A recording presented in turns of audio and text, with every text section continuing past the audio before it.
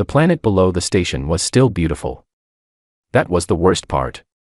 Essendor turned slowly in the dark, blue and green and lit from within by the glow of cities that did not yet know what was coming. From up here, through the wide viewport of Diplomatic Station 7, it looked the same as it always had. Peaceful. Whole. Alive. Serethvel had stopped looking at it 3 days ago. Looking made things harder. He sat at the signal desk in the upper room and sent another distress call out into the dark. This was the 900th call he had sent in 4 years. He knew the exact number. He had kept count from the beginning, though he could not have said why. Maybe because numbers were easier. Numbers did not have faces. His aide, a young Vranaki named Perel, stood by the door. "Who are you sending it to?" Perel asked. "Anyone," Serethvel said. "Do you think anyone will come?" Serethvel did not answer that. He pressed the transmit key. The signal moved out at the speed of light, carrying its simple message of coordinates and numbers and the one plain word, "Help." He set it to repeat automatically, then leaned back in his chair. On the desk in front of him sat a small carved figure. A child had made it years ago, in a city on a planet that no longer existed. The carving was not very good. The lines were crooked. One arm was shorter than the other. It looked a little like a person and a little like an accident. He picked it up, set it back down, and made sure it was sitting perfectly straight, perfectly parallel to the edge of the desk. Then he sent signal number 901. The Vranaki coalition had been at war with the Reth Collective for 4 years, 2 months, and 11 days. Serethvel knew this number by heart, the same way he knew the others. The names were harder. The names had stopped being information and turned into something else, something with weight that pressed on the chest late at night when there was nothing to do but lie still and count. The Reth were not like anything the coalition had ever dealt with. They did not hate. They had no anger, no desire, no cause they believed in. They simply expanded. They moved through star systems the way fire moves through dry grass, not because the fire decides to burn, but because that is what fire does when conditions allow. The Reth had found the coalition, looked at it, and begun the process of consuming it. They were very good at this process. From what the coalition could learn, they had done it many times before. Everything had been tried. The coalition had sent diplomats first, that was always the first step. The Reth had no framework for diplomacy. There was nothing to appeal to. Then the coalition had sent its fleets to the border, to show strength, to make the Reth reassess. The fleets had been destroyed, one by one, in engagements that lasted less time than it took Serethvel to read the reports about them. Then they had reached out to neighboring species for alliance. Most of those species were already gone. Then they had sent distress signals to the wider galaxy, to anyone who might hear, anyone who might care enough to respond. Nobody had responded. 11 star systems were gone now. The numbers behind that were staggering in a way that the mind refused to fully hold. Billions of people. Whole languages. Histories that had taken thousands of years to build. All of it just stopped. Ended in fire and pressure waves and silence. Serethvel had been the coalition's senior diplomatic observer for 20 years. He was known for his patience. He was known for finding the narrow path between two groups that could not stand each other, for building the small, careful bridges that let different kinds of minds share the same space. He was good at his job.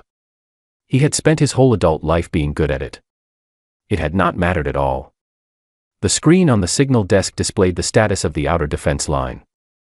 17 positions were marked. 12 had gone dark in the past 2 weeks. 3 more were showing critical system failures. Serethvel looked at the 2 positions still marked as active and tried to take something from that. He could not find anything to take. A soft chime came from the desk. An automated status report, arriving on schedule, the way it always did regardless of what the status actually was. He opened it. 4 words. The line is gone. He read it again. Then again. Then several more times after that. The words did not change. He put the report aside, reached out, and straightened the carved figure on the desk. He did not know he was doing it. His hand did it on its own, finding the small figure and aligning it precisely with the desk edge, the way it did every time. He sent signal 902. Outside the viewport, Essendor kept turning. The night side of the planet glittered with city lights, thousands of small warm points spread across the dark surface like embers that refused to go out. People were down there right now, eating, sleeping, talking, arguing about small things that felt large to them. They did not know. The council had been debating the announcement for 9 days. The right language, the right moment, the right way to tell people that everything was ending. Serethvel had stopped going to the meetings. He sent Perel instead. Perel came back each time with notes that said, in different words, no decision yet. He picked up the carved figure and turned it in his hands. The crooked lines. The uneven arms. He thought about the child who had made it, a girl of about 8 years, from a city called Verash, on a planet called Oraltef. She had pressed it into his palm during a school visit 17 years ago, before any of this, before the wreath, before everything. She had said it was a gift because he had come such a long way to see them. He had not looked up what happened to her. He knew, in the way he knew most things now, without looking. There were too many like her. If he let himself start down that road, he would not be able to find the end of it. He would not be able to sit at the desk and send the signals. So he sat at the desk and sent the signals. Perel came back into the room and stood quietly by the door for a moment before speaking. The council has settled on the announcement language, Perel said. They will speak to the public tomorrow morning. Good, Serethvel said. The Reth advance line is 14 hours from this system. Possibly 12. Yes. There was a pause. Do you want something to eat? Perel asked. No, Serethvel said. Perel left. Serethvel looked at the planet again. He had told himself he would stop doing that, but his eyes found it anyway. Still turning. Still lit. The warm scatter of city lights on the dark side of the world, going on and on across the surface, unaware and ordinary and exactly as they had always been. He thought about the 902 signals. He thought about 4 years and 11 systems and the weight of all those names. He thought about the girl from Verash who had pressed a small crooked figure into his hand and said, "You came so far." He set the figure down on the desk. He did not straighten it this time. It sat at a slight angle, one short arm pointing a little to the side, and he left it that way. He turned back to the screen. He sent 903. Below him, Essendor kept turning, slow and warm and alive, through what was almost certainly the last night it would ever know. He watched it for a long time. Then he made himself look away. The alarm that woke Serethvel was not the alarm he had been dreading for 4 years. It was not red. It was not the deep, low tone that meant Reth ships at the edge of the system. It was a soft, repeating chime, a contact notification. Something was approaching the station. Something that was not Reth. He was at the signal desk in less than a minute, still pulling his outer robe on with one hand. Perel was already there, standing over the sensor screen with the particular stillness that meant he was trying not to let his face show anything. "What is it?" Serethvel asked. "One ship," Perel said. "Single vessel. Approaching from the outer belt on a direct line. It is not a coalition ship. The registry signature does not match any known Vernaki class. Reth. No. The engine signature is completely different from anything we have on record." Perel hesitated. "It is answering the distress signal. Actively. It matched the frequency and sent a response." Serethvel stood very still. In 4 years, 903 signals, nothing had answered. And now, 14 hours before the Reth advance line reached this system, something had. He looked at the sensor data. One ship. Small, compared to a coalition warship. The whole readings were strange, dense, layered, with patches that read differently from the rest of the material, as if the ship had been repaired many times over with whatever was available. It did not look like a diplomatic vessel. It did not look like a rescue ship. It looked, in a way Serethvel did not have the right words for yet, like something that had been through a great deal and kept going anyway. The ship's transmission came in on a standard radio frequency, not the coalition's preferred communication band, but close enough that the station's system caught it. A voice. Male. Flat and unhurried, like someone making a routine call. This is Captain Danny Cole of the UFS Ardent Cross. We picked up your distress signal 17 hours ago. We have rerouted to your position. Please respond and tell us what you need. That was the whole message. No formal greeting. No statement of intentions. No declaration of which authority had sent them or under whose orders they were operating. Just, we heard you, we came, what do you need? Sarethvel stared at the speaker for a moment. Respond, he said. Tell them they are cleared to approach. The Ardent Cross docked 2 hours later. Sarethvel, with 2 station security officers and Perel at his side, walked to the docking bay to meet whoever was about to come through the door. He had spent those 2 hours preparing himself for this meeting. He had thought about what to say, how to begin the formal exchange of credentials and intentions that first contact between species required. He had the words ready. He was good at words. The door opened. The people who came through were not what he expected, though he would have been hard-pressed to say exactly what he had expected. There were 4 of them, humans, which he knew only from old Coalition records that described the species as bipedal, tool-using, originating from a single planet in a system several thousand light-years from Coalition space. The records described them as a young species, newly spacefaring by galactic standards, with a complicated history of conflicts among themselves. Looking at them now, Sarethvel thought the records had perhaps undersold some things. The one in front was Danny Cole. Sarethvel was certain of this without being told. Cole was not the tallest of the 4, but there was something about the way he stood and the way he looked at the room, taking in all of it at once, all the exits, all the people, all the distances, that made him the center of the group without any effort. He was wearing a uniform that had been washed many times. His face was the face of someone who had been making hard decisions for a long time and had stopped being surprised by how hard they were. The woman to his left had a small wrapped bar of something in her hand that she was eating with the calm focus of someone who does not intend to stop regardless of what is happening. She glanced at Sarethvel, nodded once, kept eating. Sarethvel opened his mouth to begin the formal greeting. In the Vernaki tradition, first contact began with 3 ritual questions that acknowledged the other party's existence, their right to exist, and their history. The full greeting took about 4 minutes. Cole looked at him, looked at the room behind him, and spoke first. Is there somewhere we can sit? I want to see the tactical data on the Reth advance. Sarethvel closed his mouth. He led them to the briefing room. The briefing room was not impressive. It had a table, a set of chairs, and a large display screen that showed the system map with all the bad information on it, the positions of the Reth advance line, the state of the Coalition defense, the timeline until contact. Sarethvel had looked at this map so many times in the past weeks that he no longer really saw it. It had stopped being information and become something more like a condition. A weather report for a storm that was already here. Cole looked at it and saw something different. Sarethvel could tell by the way Cole's eyes moved, slow and careful, touching each point on the map and moving to the next, building something in his mind. Not reacting. Calculating. The large man, Nate Okafor, sat down in the corner of the room and looked around at the ceiling the way someone does when they are thinking about structural integrity. The woman with the food bar, Vera Simmons, Sarethvel learned later, sat down and finished her bar and put the wrapper in her pocket and looked at the map with an expression that was hard to read. The 4th, Cora Maddox, stood at the side of the room and opened a flat device and began to write on it immediately, without waiting for anyone to tell her what to write. Sarethvel laid out the situation. All of it. 4 years of it.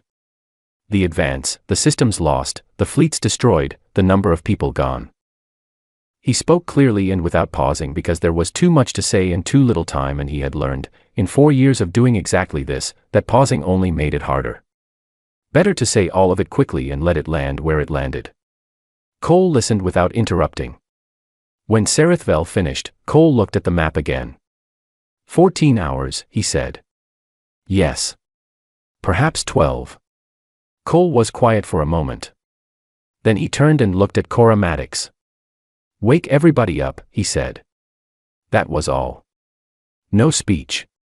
No moment of visible reaction to the impossible scale of what Sarethvel had just described. No pause to absorb it or express what it meant. Cole had listened to the end of a civilization's hope and responded by making a logistics call. Sarethvel did not know what to do with that.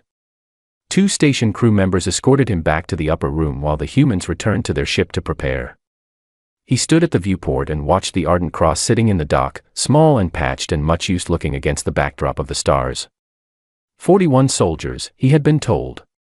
That was the crew of this ship. 41. Against a fleet that had consumed 11 star systems. His aide Perel came to stand beside him. "Do you think they can do anything?" Perel asked. Sarethvel thought about the way Cole had looked at the map. Not with fear, not with the weight of the numbers, but with the focused attention of someone asking a very simple question, not, "Can this be survived?" but "How?" He had no rational reason for what he felt. The numbers were the same as they had been an hour ago. Nothing had changed. One small ship had arrived. That was all. "I don't know," he said. He picked up the carved figure. Set it down. Made it straight. Below, Essendor kept turning. The Reth advance fleet arrived at the edge of the Essendor system 9 minutes ahead of Sarethvel's estimate. It was a large fleet. Sarethvel had seen Reth fleets before, on the sensor reports that came in from the outer systems, cold and geometric, shaped by logic rather than any desire, ships that moved the way a mathematical equation moves, without doubt and without hesitation. There were 43 vessels in this group. They came out of their transit phase in perfect formation and began their approach to the planet at a steady, certain pace, like something that has never had a reason to hurry because hurrying implies the possibility of being stopped. The Ardent Cross left the station dock and moved to meet them. Sarethvel watched from the station viewport with both sets of his eyes open, which he did only when he wanted to see as much as possible. He watched the small human ship cross the distance toward the Reth fleet, and he thought of many things, none of them useful. On the bridge of the Ardent Cross, Danny Cole stood at the forward console and looked at the same sensor data and said nothing for a long moment. Then he said, "Cora, give me the debris field positions from the outer belt." Cora Maddox pulled up the data without a word and put it on the screen beside the fleet positions. Cole looked at both at the same time. In the back of the bridge, Vera Simmons was eating something she had found, in the crew mess, a sealed ration bar in a flavor she had never tried before, and she was giving it serious attention. Nate Okafor was running hull integrity checks on Deck 3 and talking quietly to the Vernaki engineer who had been assigned to help him, a young man named Estel who had not spoken in 20 minutes and whose hands, Okafor could see, were shaking against the console. Cole studied the map. "All right," he said. "Here is what we are going to do." What they did was not in any manual.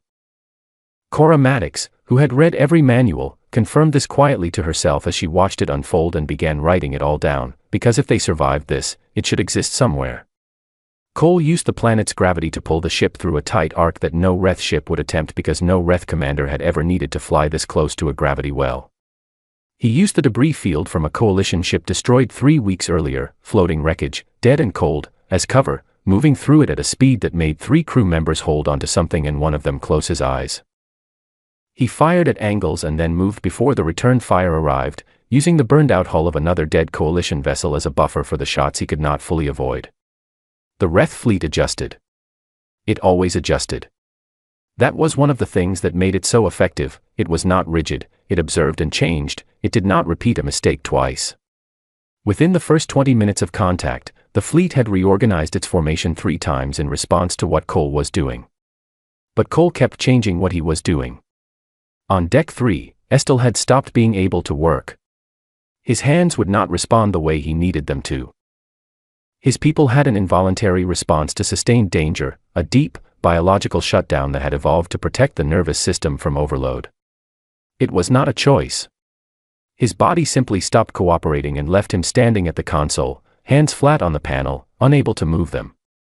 Nate Okafor came up beside him and did not say anything about it. He put Estel's hands on the controls, and then put his own hands over Estel's, and started working the panel. Not explaining, not talking, just doing the work with Estel's hands inside his. The vibration of the ship moving through another near miss rattled both of them hard. Okafor did not stop. After a while, Estel's hands started moving on their own, finding the right places, making the right adjustments. Small movements at first. Then more certain. Okafor stepped back and let him work. He said nothing. There was nothing to say about it. The Reth Collective had a system, not exactly an intelligence, but something that served the function of one that modeled enemy behavior in combat. It was extremely good at this. In 4 years of war, it had predicted the breaking point of every coalition force it had engaged. The breaking point was the moment when an opposing force concluded that further resistance was going to cost more than it would gain, and began to withdraw. Every species had one. The model could calculate it within a small margin of error based on damage levels, crew losses, and the ratio of those numbers against any measurable chance of changing the outcome. It ran its model on the Ardent Cross within the first few minutes of engagement. It predicted the ship would withdraw at 67% hull integrity. This was a reasonable prediction. At 67%, the math stopped working in the Ardent Cross's favor by any measure the model could identify. The Ardent Cross reached 67% hull integrity and did not withdraw. The model adjusted. It predicted withdrawal at 54%. 54% came and went. 42. 38. At 31% hull integrity, something happened that had not happened in 4 years of continuous REF expansion. The REF fleet reduced its advance speed. Then it stopped. It held its position at the edge of the system and, in the particular way that the REF collective communicated internally, began a process that translated roughly as recalculation. Cole stood at the viewport and watched them stop. His jaw moved once, a small tightening. Not triumph. Not relief.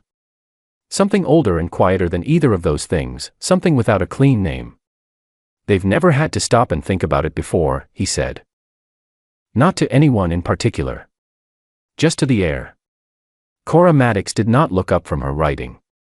Now they do, she said. On the station, Serethvel had watched the entire engagement on the sensor display without sitting down. He was not aware he was standing. He was not aware of most things. He was watching a number on the screen that showed the hull integrity of the Ardent Cross, and he was watching it go down, and down, and down, and the ship was still there, still moving, still doing things that the REF fleet was being forced to respond to. 31% hull integrity. He knew ships. He knew what this number meant structurally. He knew what should happen at this number. The ship was still there. The REF fleet was standing still. He reached out and picked up the carved figure from the desk. He held it without looking at it, his eyes still on the screen. He turned it in his hands, the crooked lines, the uneven arms, the small imperfect thing made by a child who had wanted to give something to someone who came from far away. He thought about the 903 distress signals he had sent into the dark. He thought about the one that had been answered. He set the figure down. He did not straighten it. Below him, Essendor kept turning, still lit, still alive, still unaware of how close the last night had just come, and then, for the moment, only for the moment, pulled back. The REF did not retreat. That was the first thing to understand. They stopped, recalculated, and then did what they always did when they encountered a new variable: they learned from it. Within 6 hours of the Ardent Cross forcing the standstill, 3 things changed. The REF fleet repositioned, pulling back to the outer system in a way that looked, on the sensor display, almost casual. A second fleet signature appeared on long-range detection, larger, held in reserve, never used before in this campaign. And the pattern of REF probe signals shifted, moving from standard approach behavior to something slower and more careful, the way someone moves when they have stopped assuming the floor will hold and started checking each step. They had been studying the Ardent Cross the same way Cole had been studying them. Cole saw the second fleet on the screen and was quiet for 3 seconds. They kept a reserve, Cora Maddox said. Yeah, Cole said. We didn't account for a reserve. No, Cole said. We didn't. He looked at the display for a long moment, and in that moment something crossed his face that Serethvel, watching through the shared feed from the docking bay, could not name with any word from his language. Not fear exactly. Not despair. Something more specific than either, the expression of a person who has been in a situation very much like this before and knows, from memory rather than calculation, what it is capable of producing. Then Cole straightened. He called Nate Okafor up to the bridge. He called 2 more crew members by name. He started talking in a low, steady voice about positions and response times and which of the hull patches were load-bearing and which were cosmetic. He did not stop moving. The REF feint came in the early hours of the second day. Two Wraith ships peeled away from the main fleet and made a fast run toward the station, not an attack, not quite, just enough of a threat to require a response. The Ardent Cross moved to intercept. It was the right call, tactically. It was also, as became clear 40 minutes later, what the Wraith had intended. The real strike hit Essendor from below, from a third group of Wraith ships that had come around the planet's dark side during the distraction, small, fast vessels, the type the Wraith used for surface suppression. They hit the lower station first, then 3 population centers on the night side of the planet. The strikes were precise. The Wraith were always precise. Serethvel lost contact with the lower half of the station at 4:12 station time. He lost contact with Perel at 4:19. He sat at the signal desk in the upper room with the sensor feed showing him numbers that meant things he did not want to understand yet.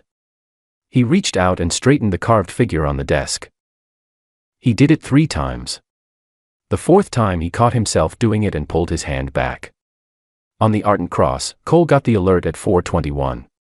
He was standing at the sensor display, watching the Wraith secondary fleet's movements, and then the alert came through and he read it once, and then his head came up. He looked at the display. At the geometry of it. The distance between the Ardent Cross and Essendor. The secondary fleet between them and the planet. Vera Simmons, at the side console, swallowed the last bite of whatever she had been eating. She looked at the same display. She said, quietly, "Good Lord above." Nobody argued with that. "Turn us around," Cole said. Cora Maddox said, "Captain, the secondary fleet is directly between us and..." "I know where it is," Cole said. "Turn us around." The Ardent Cross turned around. At 31% hull integrity. With a crew that was now 38, not 41, and this had not been discussed yet because there was no time to discuss it, and Cole moved through those absences the way a man moves through a room he has memorized in the dark, knowing exactly where everything is and walking around the spaces without looking at them. They went through the secondary fleet the way something goes through a wall when it does not have enough mass to break the wall but enough momentum to not fully stop, badly, and with damage, and without stopping. Hull integrity went to 22%. Then 19%. Then the automated system started making a sound it was not supposed to make, and Okafor went below to Deck 4 and did something to it with a wrench that stopped the sound, and hull integrity held at 19% and did not go lower, and this was not a good number but it was a number, and they were still moving. They came back into the Essendor system shedding material from the hull in long slow pieces, like something worn down to its essential parts, and Cole brought them to the station and held position and sent his soldiers into the docking bay. He stayed on the bridge. He stood at the viewport and looked at the planet below and the burning remains of what had been the lower station, and the sensor readings from the surface, and the numbers that kept adding up on the screen in the way that numbers do when they represent things you cannot stop from being true. Cora Maddox came and stood beside him. "Are you all right?" she asked. "Check hull integrity," Cole said. She checked hull integrity. 19%. She noted it on her device. She did not leave. Cole stood at the viewport. Below, the night side of Essendor was different now. There were gaps in the lights, places where the warm scattered glow of cities had gone dark in patches, the way a fire looks when it is running out of material. Most of the lights were still there. Most of them. He had stood at a viewport like this before, looking at numbers like these, at lights going out in clusters below. He had done it before and he had not been able to stop it then either, and knowing that, having that exact memory available in full detail, did not make him move away from the window. He stayed there. He looked at it. On the station, Serethvel heard the soldiers coming through the docking bay and went to meet them. He was looking for Cole and did not find him among the group that came through. He found Vera Simmons instead, directing 2 people with equipment toward the emergency junctions, her voice even and clear and practical, dealing with one thing at a time. Serethvel made his way through the docking bay and onto the Ardent Cross. He found Cole at the viewport on the bridge. He had prepared something to say.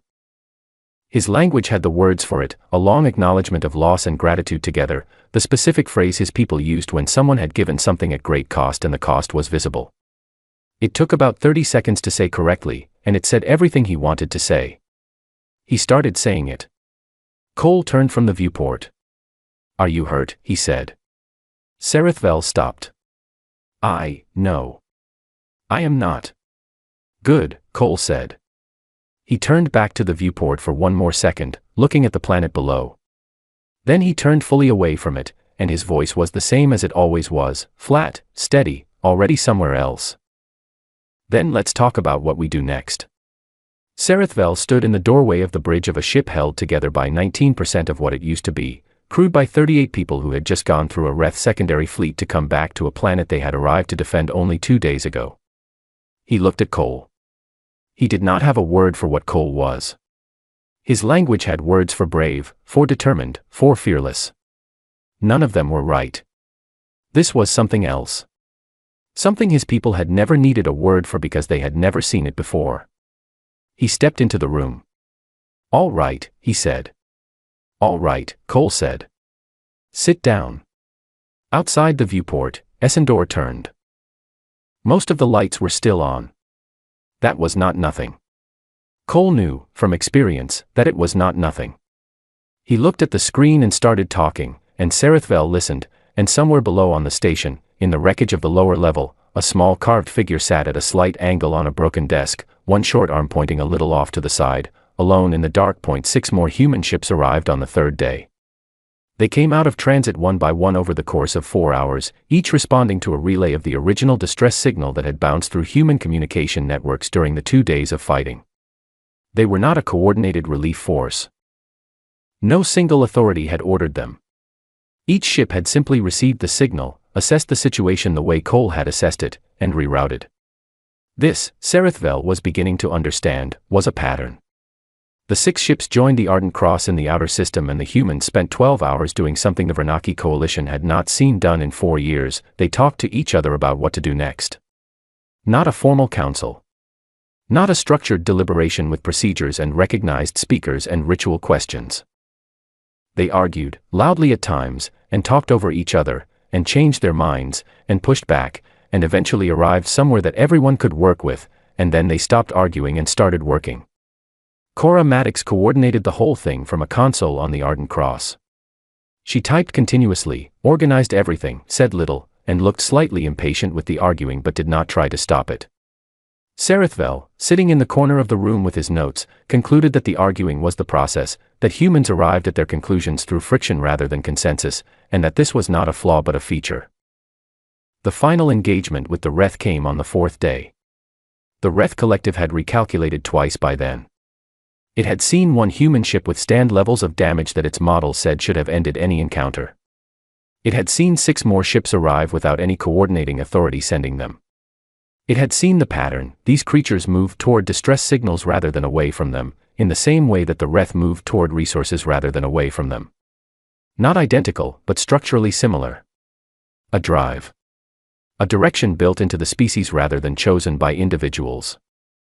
For the first time in 4 years of continuous expansion, the Reth collective opened a communication channel before acting. This surprised everyone, including, it seemed, the Reth. The request was simple.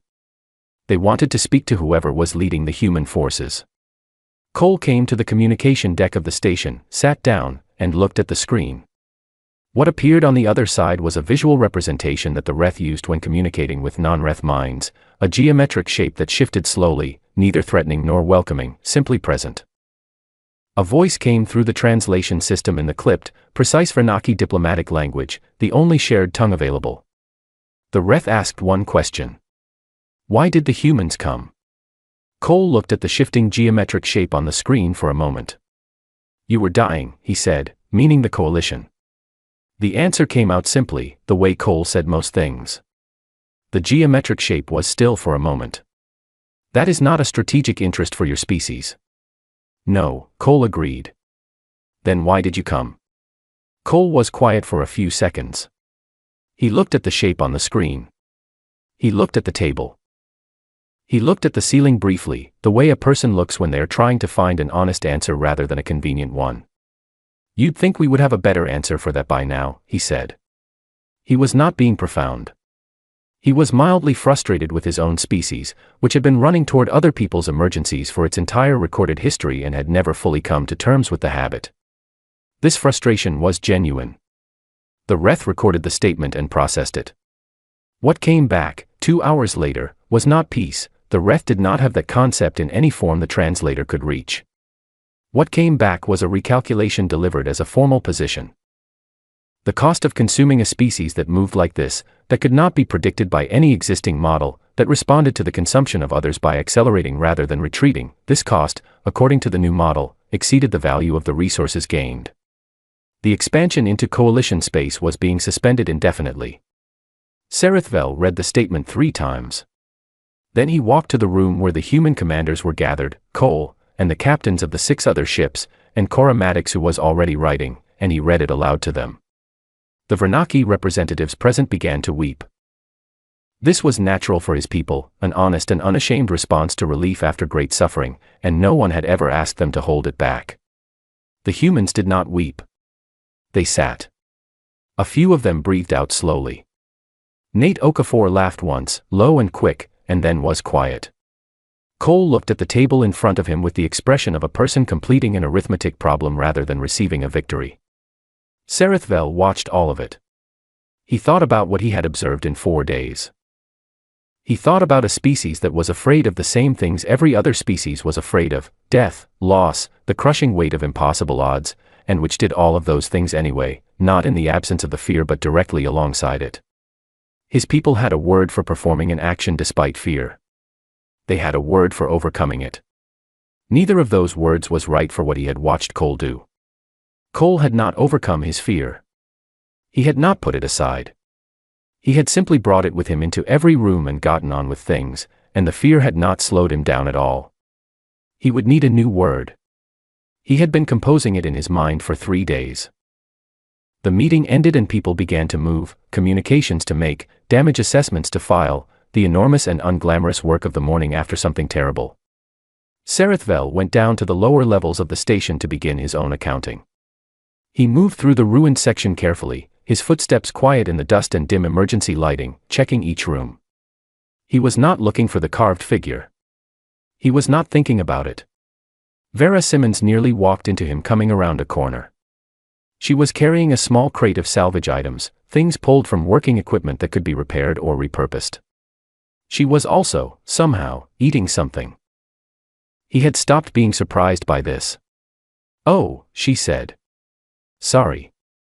Didn't see you." "No matter," he said. She looked at her crate. Reached in and pulled something out. "Found this in the lower deck," she said. "Thought it might be someone's." She held it out to him. The carved figure. One arm shorter than the other. The crooked lines of a child's work, made long ago on a planet that was gone. He took it from her hand. She nodded, hitched the crate up on her hip, and continued down the corridor. She did not know what it was. She did not ask.